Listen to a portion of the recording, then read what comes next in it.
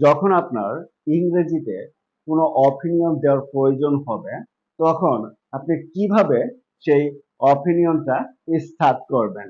প্রথমে আপনি কিছু ফ্রেজ ব্যবহার করে আপনার অপিনিয়ন শুরু করতে পারেন। যেমন আপনি প্রথমেই শুরু করতে পারেন এভাবে, in my point of view.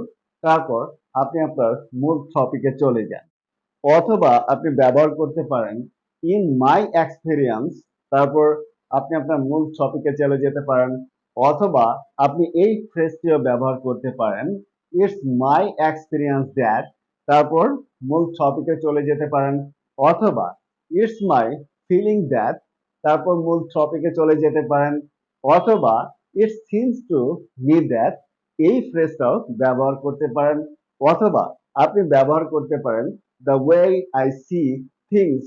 তারপর আপনি আপনার মূল টপিকে চলে যেতে পারেন। অথবা ইন মাই অপিনিয়ন, দেন আপনি আপনার মূল টপিকে চলে যেতে পারেন। অর্থাৎ এই ফ্রেজগুলোর যে কোনো একটি ব্যবহার করে আপনি আপনার অপিনিয়ন স্টার্ট করতে পারেন।